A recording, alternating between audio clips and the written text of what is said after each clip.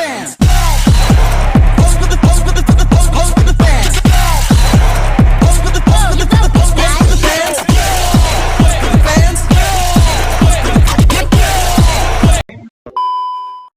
Baiklah, Assalamualaikum warahmatullahi wabarakatuh. Sebelumnya perkenalkan, nama saya Nova Putra Wijaya.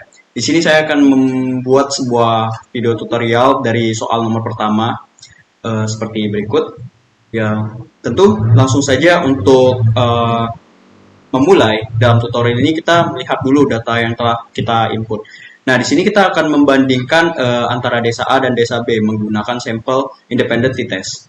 Oke, sebelumnya langsung saja kita masuk ke Excel-nya untuk menginput data dari Excel ke SPSS-nya. Baiklah, langsung aja.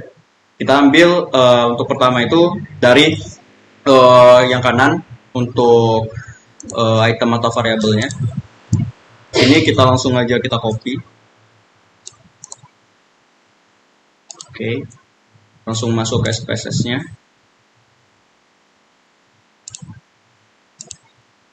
Oke. Untuk memasukkan datanya itu kita menggunakan data view. Kita langsung masukin aja. Paste. Oke, sampai 20 data ya.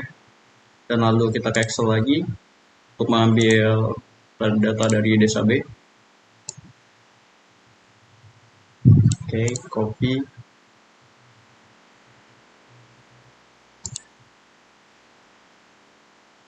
Kembali ke SPSS lagi.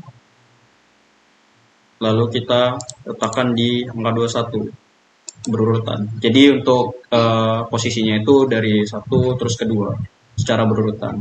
Lalu kembali untuk mengambil data dari hasil sampel dari desa A dulu. Paste.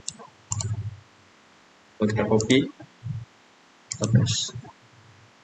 Lalu sama seperti awal, ambil dari desa B.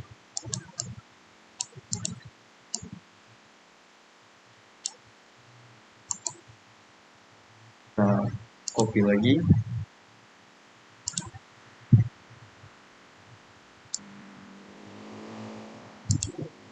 Oke, udah seperti ini, kita langsung masuk ke variable view.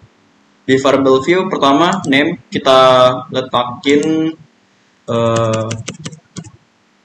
itunya desa, lalu di bawahnya kita masukin pengetahuan karena yang kita bandingin antara desa dengan pengetahuan.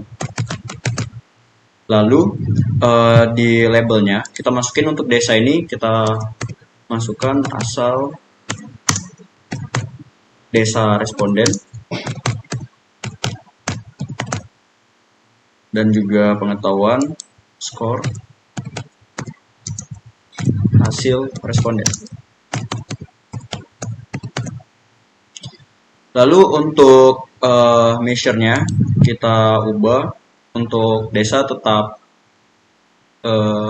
ke scale dan pengetahuan ke nominal. Oke. Udah jadi seperti ini. Lalu kita masukin ke analyze. Dan kita menggunakan di sini karena kita menggunakan independent sample t-test, maka kita pilih independent sample t-test.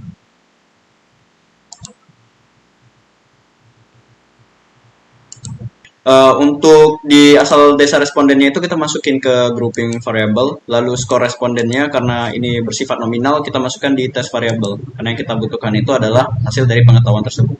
Oke, lalu kita klik define, lalu grup satunya kita masukkan 1 dan grup 2 nya 2, lalu kita continue, lalu kita pencet OK dan hasilnya itu bakal jadi seperti ini.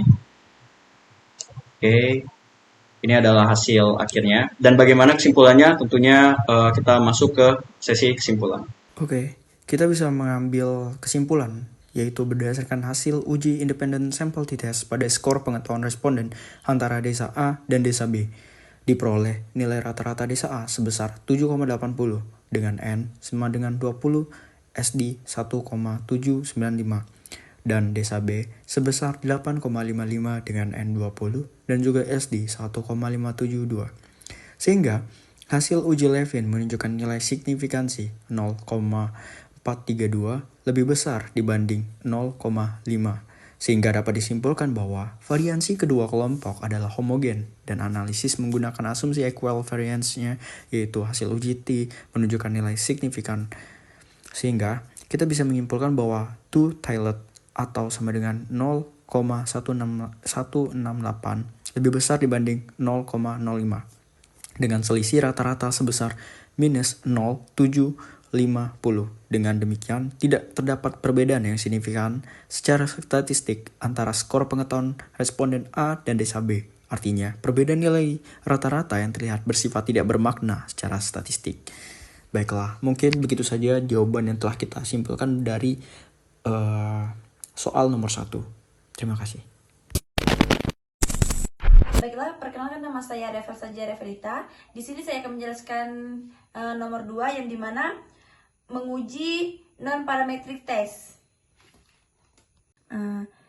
Di sini kan datanya sudah kita isi ya guys. Habis itu kita tadi kembali ke variabel view yang dimana yang nama ini kita ganti ke kelas, yang kedua itu hasil. Yang ini nggak usah diganti.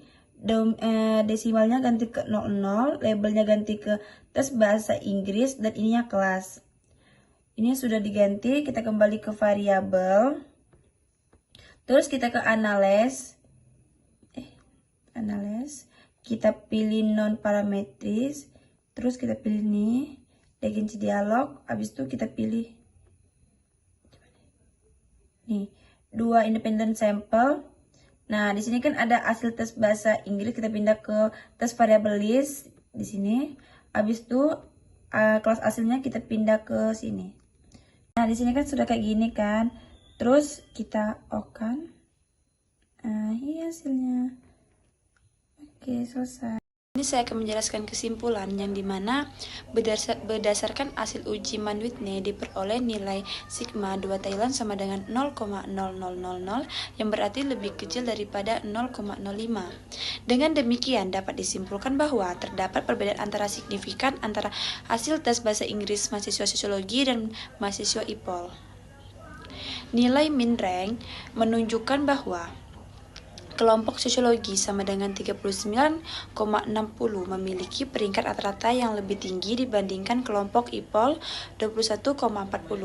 Hal ini menunjukkan bahwa secara keseluruhan hasil tes bahasa Inggris mahasiswa sosiologi lebih baik daripada mahasiswa IPOL. Dengan kata lain, perbedaan kemampuan bahasa Inggris kedua kelompok bukan terjadi secara kebetulan, tetapi memang menunjukkan perbedaan nyata. Oke, perkenalkan nama saya Elisa Vergita. Di sini saya akan menjawab nomor 3 dengan menggunakan uji T berpasangan. Baiklah, yang pertama kita masukkan data. Di sini saya sudah memasukkan data. Kemudian kita ke variable view. Di sini name di sini kita ubah menjadi sebelum. Kemudian di sini kita ubah menjadi sesudah. Nah, di sini desimalnya kita ubah menjadi 0 karena dia bilangan bulat. Di sini juga kita ubah menjadi 0.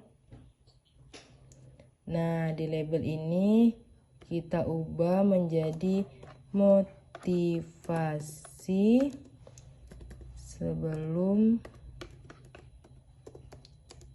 AC. Di sini kita ubah juga menjadi motivasi sesudah AC. Nah, untuk di measure-nya ini kita ubah menjadi scale nih juga. Nah, kemudian kita kembali ke data view, kita ke analyze, kemudian kita ke components, lalu kita ke pirate sample test. Nah, yang ini kita masukkan ke variabel 1, kemudian yang ini kita masukkan ke variabel 2.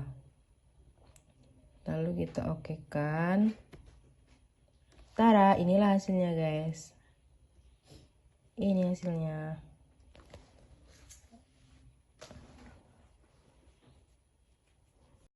Baiklah, di sini saya Alisa Zafargita. Di sini saya akan memberikan kesimpulan dari yang telah saya kerjakan, yang dimana berdasarkan hasil uji Paired Resemblance Test terdapat perbedaan yang signifikan antara motivasi sebelum dan motivasi sesudah, yang dimana nilai T yaitu negatif 4,060 dengan p-value signifikan 2 mentile yaitu 0,001 lebih kecil dibandingkan 0,05, sehingga H0 ditolak dan H1 diterima. Sekian. Oke, perkenalkan nama saya Isa Zahra Tunisa. Di sini saya akan menjelaskan terkait dari pertanyaan nomor 4. Nah, di sini saya akan menggunakan uji one way ANOVA. Berikut cara pengerjaannya. Jadi di sini saya akan menggunakan uji one way ANOVA. Nah, di variabel pertama ini telah saya input datanya mulai dari hari ke-1, hari kedua, dan hari ketiga. Nah, lanjut kita ke variabel view. Nah, di sini untuk nama variabel pertamanya kita ubah menjadi nilai evaluasi. Nah, yang kedua ini kita ubah menjadi hari pelatihan. Hari pelatihan. Nah, desimalnya kita ubah ke jadi 0. Hari pelatihannya juga kita ubah ya desimalnya. Lanjut ke value. Nah, value untuk hari pelatihannya kita masukkan. Nah, yang pertama tuh kodenya tuh 1 dan labelnya hari ke-1. Lalu klik add. Lalu value yang kedua nih kedua, kode 2 berarti hari kedua. Klik add lagi, lanjut 3 berarti hari ketiga. Hari ketiga. Klik add lagi, lalu oke. Nah, untuk measure-nya yang nilai evaluasi kita ubah menjadi scale, dan yang hari pelatihan kita ubah menjadi nominal. Lanjut, balik ke data view, klik analyze, lalu compare means, lalu klik one way ANOVA. Nah, di sini variabel pertama itu ada nilai evaluasi, kita pindahkan ke dependent list. Nah, variabel hari pelatihannya kita masukkan ke faktor. Lanjut, klik options, lalu kita klik descriptive dan homogeneity, lalu continue. Selanjutnya klik post hoc multiply, lalu klik 2K, lalu continue dan klik OK. Nah, muncul hasilnya ini guys.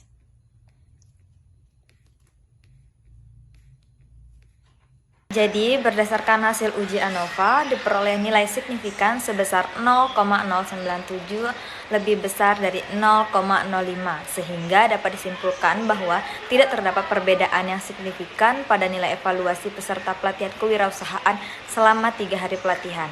Artinya, peningkatan atau perubahan nilai dari hari ke-1, ke-2, dan ke-3 tidak cukup kuat secara statistik untuk dinyatakan signifikan.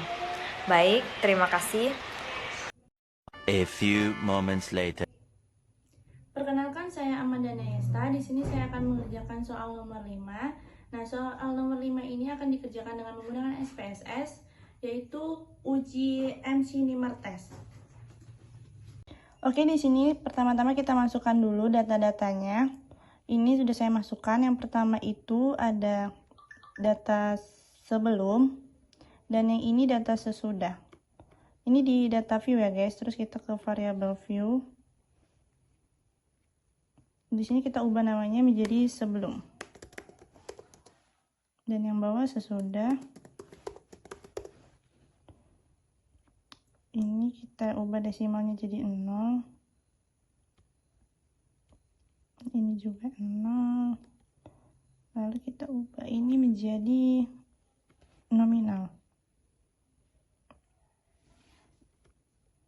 Ini juga kita ke analyze.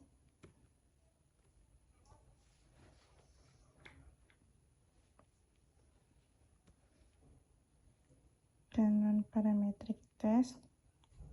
Lalu ke legacy dialog. Dan ke dua relate sampel.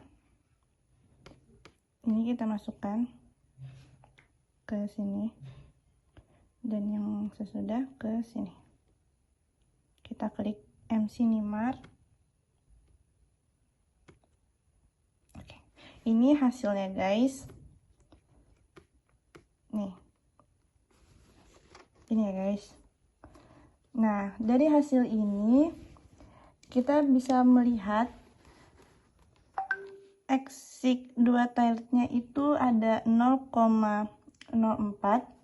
Nilai ini tuh lebih kecil dari 0,05 sehingga dapat kita simpulkan ada perbedaan yang signifikan antara kondisi sebelum dan sesudahnya. Karena nilai P lebih kecil 0,05 maka H0 ditolak dan H1 diterima. Sekian. Perkenalkan, nama saya Isa Zahro Tunisa. Di sini saya akan menjelaskan terkait dari pertanyaan nomor 6. Nah, di sini kita menggunakan SPSS untuk cara mengerjakannya. Nah, saya menggunakan uji Chi-square di sini ya. Nah, datanya sudah saya masukkan. Ada TikTok, Shopee, dan Tokopedia.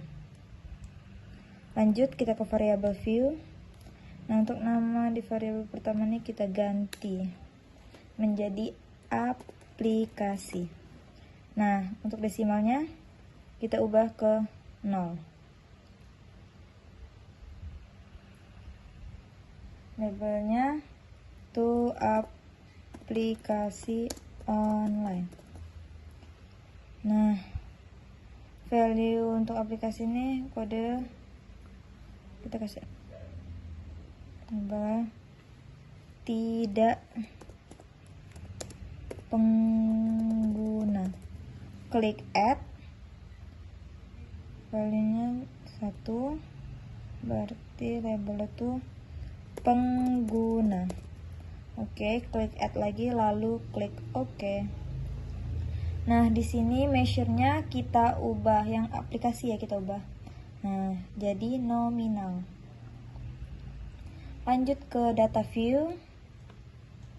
Nah, di sini udah berubah ya guys semuanya. Klik analyze. Lalu non parametric test, lalu kita klik legalisi dan klik Chi-square. Nah, di sini aplikasi online ini variabel itu tuh kita pindahkan ke test variable list. Nah, lalu kita klik OK. Nah, di sini udah tertera ya guys hasilnya. Untuk kesimpulannya akan dijelaskan oleh teman saya. Baiklah, di sini saya akan menjelaskan kesimpulan dari nomor 6, yang dimana berdasarkan hasil uji Chi-square diperoleh nilai Chi-square sebesar 1494 dengan signifikan 0,222. Karena nilai signifikannya lebih besar dari 0,05, maka dapat disimpulkan bahwa tidak terdapat perbedaan yang signifikan antara jumlah pengguna dan tidak penggunaan aplikasi online.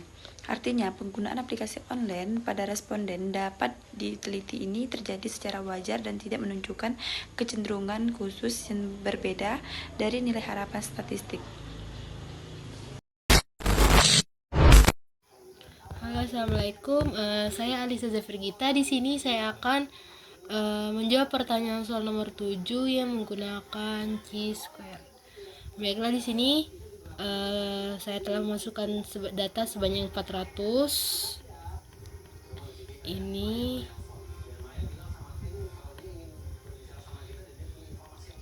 datanya sudah 400 kan, sesuai soal. Kemudian kita ke variable view. Nah, di sini di name ini kita ganti menjadi nama. Terus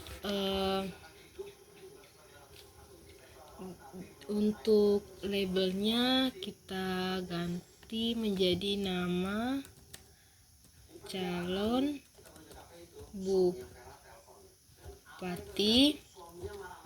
Kemudian di values-nya ini kita ketik satu ada